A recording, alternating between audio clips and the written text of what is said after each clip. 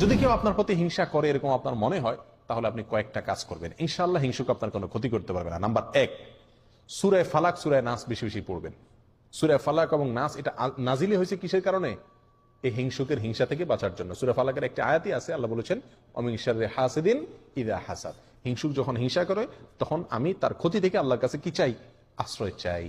অতএব সূরা ফালাক এবং নাস, আপনার ছেলের প্রতি হিংসা হয়েছে, আপনি একটা জমিন ভালো চাষ হয়েছে, ফসল ভালো হয়েছে, সেটার প্রতি কারোর নজর পড়ছে মনে হয়েছে, এরকম যে কোনো কিছুর প্রতি যদি মনে হয় আপনার নজর পড়ছে, তো আপনি সূরা ফালাক এবং নাস বেশি বেশি পড়েন এবং ফু দেন। ইনশাআল্লাহ বিদিনিল্লাহ কি হয়ে যাবে? হিংসার যে ক্ষতি এটা দূর হয়ে যাবে। এটা একটা অন্যতম প্রধান উপায়। আমরা আজকাল হিংসুকে হিংসা করে বদনজর দিলে বা বদনজর দিবে এরকম মনে হলে আমরা এমন কিছু পদ্ধতি অবলম্বন করি ওই হিংসুকের হিংসা থেকে বাঁচার জন্য, বদনজর থেকে বাঁচার জন্য, যেগুলো সঠিক না। যেমন বাচ্চাকে বদনজর থেকে বাঁচানোর জন্য কপালে কালো টিপ দেয়, দেখছেন? সাদা ফুটফুটে বাচ্চার এখানে কপালে কালো টিপ দিলে আরো বরং বেশি সুন্দর লাগে, বদনজরটা আরো বেশি করে লাগার সম্ভাবনা থাকে।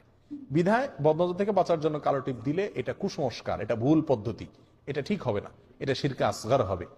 কালো টিপের কারণে সে কি বদনজর থেকে কি করতে পারবে না? বাঁচতে পারবে না। তবে হ্যাঁ, সৌন্দর্যের জন্য যদি ভিন্ন কথা। অনেকে দেখবেন খেতে খামারে ভালো ফসল টসল হলে সেখানে দেখবেন মাটির হাঁড়ির পিছনে কালি লাগায় ঝুলাই দেয় যাতে বদনজর না লাগে।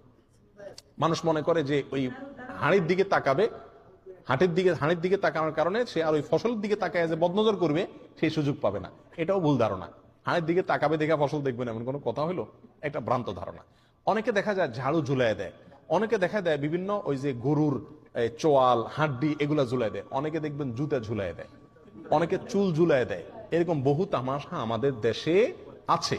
মনে রাখবেন, এগুলো করে আপনি বদনজর থেকে বাঁচার কোনো উপায় নাই। আর এটা বদনজর থেকে বাঁচার, হিংসুকের হিংসা থেকে বাঁচার কোনো সহি পদ্ধতিও না। আরেকটা আমল হলো সকাল এবং সন্ধ্যায় 3 বার সূরা ইখলাস কুল হুয়াল্লাহ, 3 বার সূরা ফালাক কুল আযরাবিল ফালাক, আর 3 বার সূরা নাস। সকালে 3 বার 3 বার, সন্ধ্যায় 3 বার 3 বার পড়বেন। সারাদিনে সারা রাতে কোনো হিংসুকে কোনো হিংসা করে আপনার কি করতে পারবে না? ইনশাআল্লাহ ক্ষতি করতে পারবে না। কারোর প্রতি হিংসা করে ক্ষতি হয়েছে মনে হয়, পানিতে ফালাক নাস পড়ে ফু দেন,